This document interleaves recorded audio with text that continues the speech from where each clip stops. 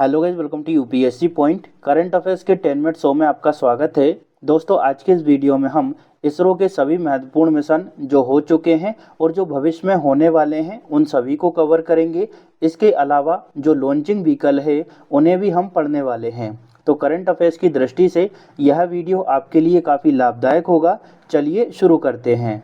दोस्तों, इसरो के मिशन पढ़ने से पहले हम थोड़ा सा बैकग्राउंड जान लेते हैं ताकि आपको सारी चीज़ें बहुत अच्छे से समझ आ सके। देखिए, 1962 में एक समिति की स्थापना की गई जिसको नाम दिया गया भारतीय राष्ट्रीय अंतरिक्ष अनुसंधान समिति।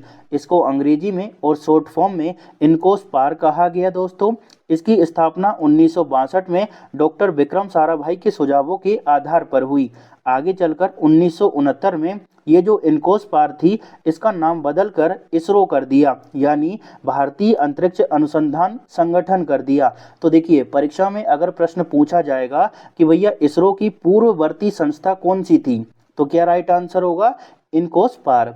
ठीक है, इतना आपको अच्छे से समझ आ गया। अब हम इसरो की बात करें तो इसकी स्थापना 15 अगस्त 1969 को हुई। इसके जनक की बात करें तो डॉक्टर विक्रम साराभाई को इसका जनक माना जाता है और इन्हें ही भारतीय अंतरिक्ष कार्यक्रम का जनक भी कहा जाता है। इसरो की पूर्ववर्ती संस्था कौन सी रही? तो ये रही दोस्तों अपनी भारतीय राष्ट्रीय अंतरिक्ष अनुसंधान समिति या फिर इनकोस्पार। इसकी स्थापना 1962 में हुई थी। इसरो का मुख्यालय कहाँ पर है? बेंगलुरु में। और वर्तमान अध्यक्ष कौन है भैया? Doctor V Narayanan. तो इतनी बातें आपको इसरो के बारे में बहुत अच्छे से याद रखनी होगी। वर्तमान अध्यक्ष को विशेष रूप से याद रखिएगा क्योंकि इनकी नियुक्ति जो है वो 2025 में ही हुई है।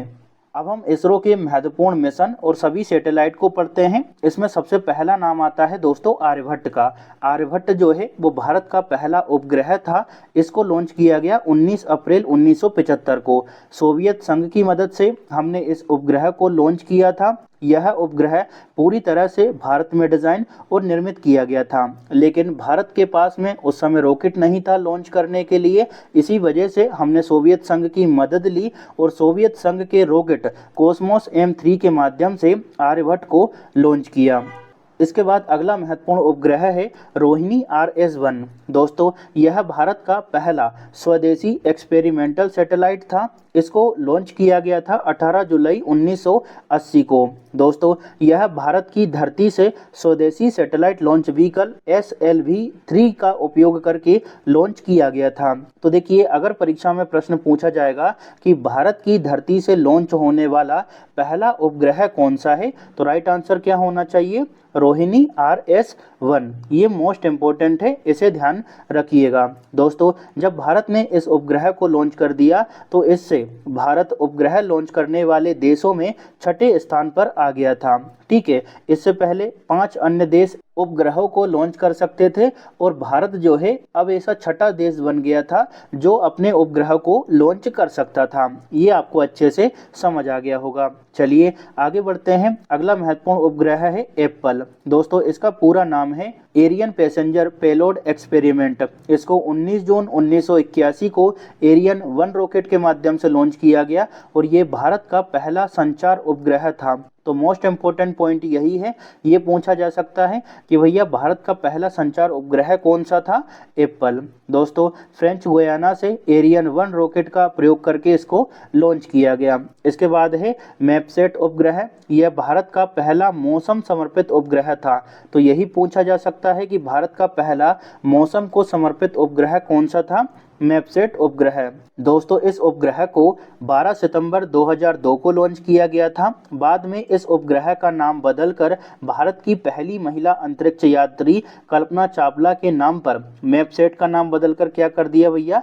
कल्पना वन। इसके बाद है एजुसेट। दोस्तों, ये जो एजुसेट है ना, इसको GSAT-3 भी कहा जाता है। तो दोनों में से एक ही नाम आएगा, कंफ्यूज नहीं होना है। इसको 2004 में लॉन्च किया गया था और यह शिक्षा के लिए समर्पित भारत का पहला उपग्रह था। तो देखिए, परीक्षा में ये प्रश्न पूछा जाएगा कि शिक्षा को समर्पित भारत का पहला उपग्रह कौन सा था?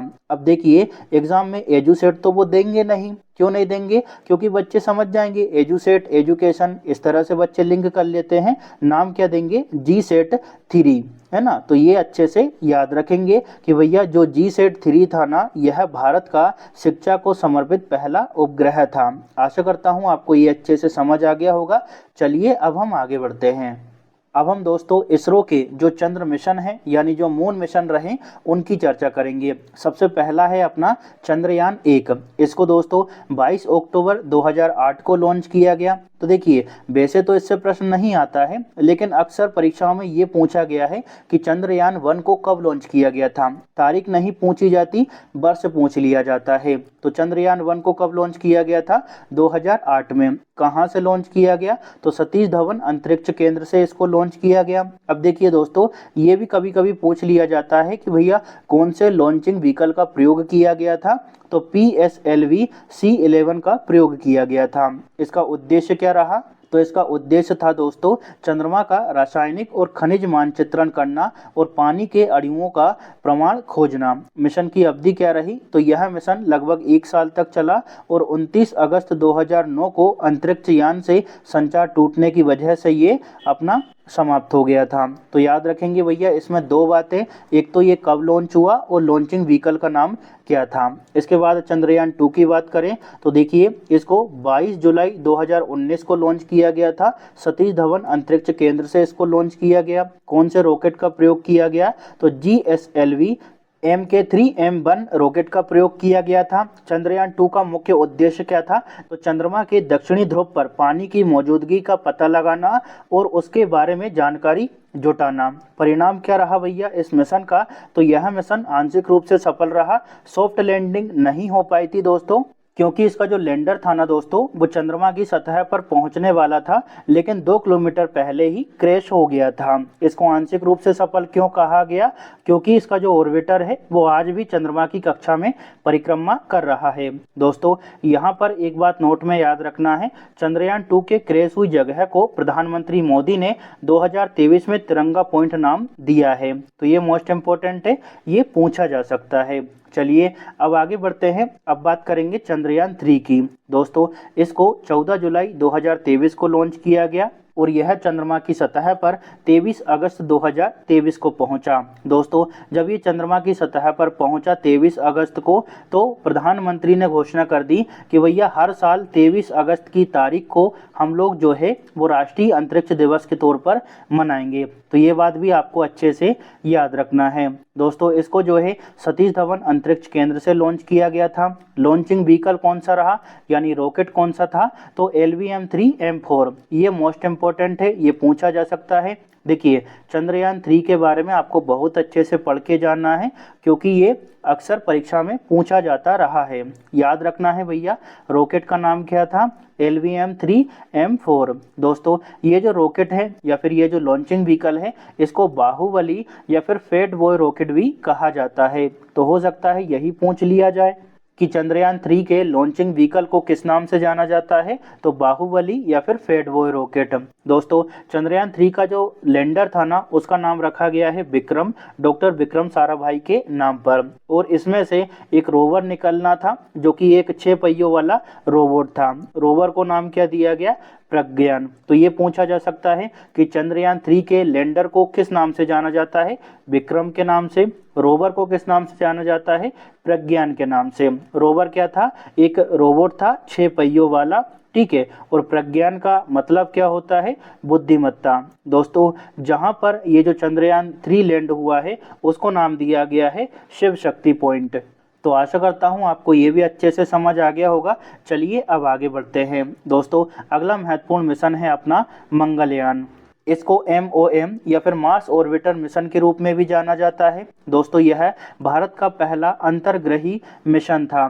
देखिए भारत का पहला अंतर्ग्रही मिशन मतलब भारत ने पहली बार किसी दूसरे ग्रह पर मिशन भेजा है किस रूप में? मंगलयान के रूप में। इससे पहले चंद्रयान भेजा, लेकिन चंद्रयान जो है वो ग्रह पर नहीं भेजा है, उपग्रह पर भेजा है।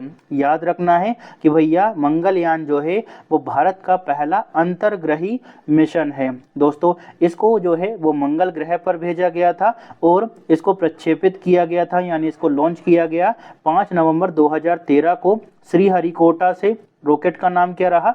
PSLV-C25। तो रॉकेट का नाम आपको अच्छे से याद रखना है। दोस्तों ये जो अपना मार्स ऑर्बिटर मिशन है, यानी जो मंगलयान मिशन है, ये काफ़ी सफल रहा और इसकी वजह से मंगल पर पहुंचने वाला भारत पहला एशियाई देश बन गया। मोस्ट इम्पोर्टेंट पॉइंट यही है भैया कि मंगल पर पहुंचने वाला पहला एशियाई देश कौन है? भारत है। और दोस्तों पहले प्रयास में सफल होने वाला दुनिया का पहला देश भी भारत है। देखिए मंगल ग्रह पर कई देशों ने मिशन भेजे, लेकिन सब लोग सफल नहीं रहे। चीन ने भी भेजा था, लेकिन चीन भी सफल नहीं हुआ, लेकिन भारत अपने पहले ही प्रयास में सफल हो गया था। तो उपलब्धि आपको अच्छे से याद रखना है। मंगल मिशन के उद्देश्य की बात करें तो मंगल की सतह, खनिज विज्ञान, वायुमंडल और पानी की उपस्थिति का अध्ययन करना मंगल मिशन का प्रमुख उद्देश्य रहा। दोस्तों भारत मंगल की कक्षा में पहुंचने वाला दुनिया का चौथा देश है। इससे पहले अमेरिका, रूस और यूरोपियन अंतरिक्ष एजेंसी पहुंच चुके थे, तो भारत जो है वो चौथा देश है। इसके बाद बात करते हैं आदित्य L1 की। दोस्तों आदित्य L1 जो है यह भारत का पहला अंतरिक्ष आधारित सौर मिशन है। इसरो ने सूर्य का अध्ययन करने के लिए आदित्य L1 को लॉन्च किया। कब लॉन्च किया भैया? 2 सितंबर 2023 को। रॉकेट का नाम क्या है? PSLV-C57। देखिए आदित्य L1 मोस्ट इम्पोर्टेंट है, इस वजह से रॉकेट का नाम अच्छे से याद रखना है। लॉन्चिंग व्हीकल से प्रश्न पूछ लिया जाता है। दोस्तों 6 जनवरी 2024 को ये जो आदित्य L1 है यह L1 बिंदु पर स्थापित किया गया। अब ये L1 बिंदु क्या है? तो देखिए L1 का पूरा नाम है लैग्रेंज पॉइंट 1। दोस्तों यह सूर्य और पृथ्वी के बीच का वह बिंदु है जहां दोनों का गुरुत्वाकर्षण संतुलित हो जाता है। यानी L1 पॉइंट वो जगह है जहां पर अगर कोई उपग्रह स्थापित किया जाएगा तो ना तो वो सूर्य की तरफ खींचेगा, ना ही पृथ्वी की तरफ। इसका उद्देश्य क्या है भैया आदित्य L1 का? तो सूर्य की सबसे बाहरी परत कोरोना, क्रोमोस्फियर, फोटोस्फियर और सौर हवा का अध्ययन करना। आशा करता हूं आपको ये भी अच्छे से समझ आ गया होगा। चलिए आगे बढ़ते हैं, कुछ अन्य मिशन की बात करें। इसमें नाम आता है एक्सपोसेट। दोस्तों ये मोस्ट इम्पोर्टेंट है, इसका पूरा नाम है एक्सरे पोलारीमीटर सैटेलाइट। दोस्तों ये जो अपना एक्सपोसेट है इसका काम है अंतरिक्ष से आने वाली एक्स किरणों का अध्ययन करना। देखिए अंतरिक्ष में बहुत सारी शक्तिशाली चीज़ें होती है, जैसे ब्लैक होल हो गया, न्यूट्रॉन स्टार हो गया, तो ये सभी जो चीज़ें होती है वो एक्सरे किरणों को छोड़ती है। तो ये जो अपना एक्सपोसेट है यही देखता है कि ये किरणें कहाँ जा रही है, कौन सी दिशा में जा रही है और कितनी दूरी तक जा रही है। ठीक है ना? तो एक्सपोसेट का काम क्या है भैया? एक्स किरणों का अध्ययन करना। इसको कब लॉन्च किया गया? 1 जनवरी 2024 को। लॉन्चिंग व्हीकल की बात करें तो PSLV-C58 के माध्यम से इसको लॉन्च किया गया था। उपलब्धि की बात करें तो भारत ऐसा मिशन लॉन्च करने वाला दुनिया का दूसरा देश बन गया है नासा के बाद में। इसके बाद है निसार उपग्रह। इसको जुलाई 2025 में लॉन्च किया गया है, तो इसे आप स्टार मार्क कर सकते हैं। ये करंट के दृष्टिकोण से काफ़ी महत्व रखता है। दोस्तों निसार उपग्रह की बात करें तो यह नासा और इसरो का संयुक्त मिशन है। इसका पूरा नाम है नासा इसरो सिंथेटिक अपचर्स रडार। इसको कब लॉन्च किया गया? 30 जुलाई 2025 को इसे लॉन्च किया गया। लॉन्चिंग व्हीकल का नाम क्या है? GSLV-F16। मिशन का उद्देश्य क्या है निसार का? तो देखिए पृथ्वी की सतह हो, बर्फ के द्रव्यमान, बायोमास और प्राकृतिक खतरों जैसे कि समुद्र स्तर में वृद्धि का अध्ययन करना इसका प्रमुख उद्देश्य है। दोस्तों यहाँ पर आपको 2 बातें याद रखना है कि निसार उपग्रह को कब लॉन्च किया गया है और कौन से लॉन्चिंग व्हीकल के माध्यम से लॉन्च किया गया है। हो सकता है उद्देश्य भी पूछ लिया जाए, तो थोड़ा सा अपने माइंड में रखिएगा। चलिए अब हम आगे बढ़ते हैं। दोस्तों अगला बहुत ही ज़्यादा इम्पोर्टेंट उपग्रह है अपना। देखिए ये जो है वो भारत का सबसे भारी संचार उपग्रह है। इसका नाम क्या है? GSAT-7R। ये परीक्षा में पूछा जा सकता है क्योंकि इसको 2 नवंबर 2025 को ही लॉन्च किया गया है। एक बार और फिर से बता देता हूँ, GSAT-7R जो है यह भारत का सबसे भारी संचार उपग्रह है। कब लॉन्च किया गया? 2 नवंबर 2025 को। रॉकेट कौन सा है? तो LVM-3M5 मोस्ट इम्पोर्टेंट है दोस्तों, क्योंकि हाल ही में इसको लॉन्च किया गया है। इसका उद्देश्य क्या है? भारतीय नौसेना के लिए मल्टी बैंड सुरक्षित संचार, डेटा और वीडियो कनेक्टिविटी प्रदान करना, खासकर हिंद महासागर क्षेत्र में। वजन कितना है इस संचार उपग्रह का? तो लगभग 4410 किलोग्राम इसका वजन है। तो आशा करता हूँ ये भी आपको अच्छे से समझ आ गया। इसको आप स्टार मार्क कर सकते हैं, ये मोस्ट इम्पोर्टेंट है। पूछा जा सकता है कि भैया जो GSAT-7R है ये क्या है, कब लॉन्च किया गया, रॉकेट कौन सा है, इसका उद्देश्य क्या है। तो कई तरह के प्रश्न यहाँ से बन सकते हैं। चलिए अब हम आगे बढ़ते हैं। अब हम इसरो के आगामी मिशनों की चर्चा कर लेते हैं कि भविष्य में इसरो कौन कौन से मिशन का टारगेट लेकर चल रहा है और कौन कौन से मिशन या उपग्रह लॉन्च किए जाएंगे। पहला है अपना मंगलयान 2। दोस्तों टारगेट डिसाइड किया गया है कि 2030 तक इसको लॉन्च किया जाएगा। इसका उद्देश्य है मंगल ग्रह की सतह पर लैंडिंग करना और वहां की मिट्टी व वातावरण का अध्ययन करना। इसके बाद है शुक्रयान 1। इसका टारगेट है कि मार्च 2028 तक इसको लॉन्च किया जाएगा। इसका उद्देश्य है शुक्र के वायुमंडल, सतह और सौर हवाओं के साथ उसके संपर्क का अध्ययन करना। इसके बाद है गगनयान, तो इसको लॉन्च किया जाएगा 2027 में। दोस्तों ये मोस्ट इम्पोर्टेंट है, क्योंकि यह भारत का पहला मानव अंतरिक्ष मिशन होगा। गगनयान के माध्यम से 3 भारतीय अंतरिक्ष यात्रियों को पृथ्वी की निचली कक्षा लगभग 400 किलोमीटर की ऊंचाई पर भेजा जाएगा 3 दिनों के लिए और वापस सुरक्षित लाया जाएगा इस मिशन के माध्यम से। इसके बाद है चंद्रयान 4। दोस्तों ये टारगेट है कि इसको 2027 के लास्ट में या फिर 28 की शुरुआत में इसको लॉन्च किया जाएगा। यह जो है एक सैंपल रिटर्न मिशन है। इसका उद्देश्य है चंद्रमा की मिट्टी और चट्टान के नमूने पृथ्वी पर वापस लाना। इसके बाद है चंद्रयान 5। इसको लूपेक्स नाम भी दिया गया है। इसको लॉन्च किया जाएगा 2028 में। यह जापान और इसरो की संयुक्त परियोजना है, जिसका उद्देश्य चंद्रमा के दक्षिणी ध्रुव पर पानी और अन्य तत्वों की खोज करना है। दोस्तों इसरो के जो आगामी मिशन है, यहाँ से हमेशा ही परीक्षाओं में प्रश्न पूछे जाते हैं, तो इन सभी को ध्यान रखिएगा। चलिए अब हम आगे बढ़ते हैं और अब हम बात करने वाले हैं कुछ लॉन्चिंग व्हीकल्स के बारे में। इनका फुल फॉर्म अक्सर परीक्षा में पूछा जाता है, तो इनके फुल फॉर्म को देख लेते हैं। पहला लॉन्चिंग व्हीकल है SLV-3। इसका पूरा नाम है सैटेलाइट लॉन्च व्हीकल। इसका विकास हुआ 1980 के दशक में। इसके बाद है PSLV।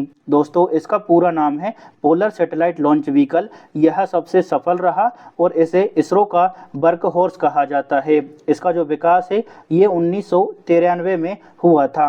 इसके बाद है GSLV। इसका पूरा नाम है दोस्तों अपना जियो सिंक्रोनस सैटेलाइट लॉन्च व्हीकल। यह भारी सैटेलाइट को लॉन्च करता है और इसमें क्रायोजेनिक इंजन का इस्तेमाल होता है। इसका विकास 2001 में किया गया था। इसके बाद है LVM-3। इसका पूरा नाम है दोस्तों लॉन्च व्हीकल मार्क 3। यह इसरो का सबसे नया और सबसे उन्नत किस्म का रॉकेट है, जिसका उपयोग चंद्रयान 3 में किया गया था और भविष्य में गगनयान मिशन में भी किया जाएगा। तो यहाँ पर हमारे इसरो के जितने भी महत्वपूर्ण मिशन थे, जो कि अक्सर परीक्षा में रिपीट होते रहते हैं, वो सभी खत्म होते हैं। दोस्तों इसका जो PDF है आपको RTI एप्लीकेशन और टेलीग्राम दोनों जगह पर मिल जाएगा। आप वहाँ से डाउनलोड करके सारी चीज़ों को रिवाइज कर सकते हैं। लेकिन मैं फिर भी यही कहूँगा कि वीडियो से रिविज़न करने में काफ़ी सहूलियत होगी और जल्दी से सारी चीज़ें रिवाइज हो जाएगी। तो आप चाहें तो इसको एक बार और देख सकते हैं। अगर वीडियो अच्छा लगा हो तो लाइक, शेयर और सब्सक्राइब जरूर करें। Thank you.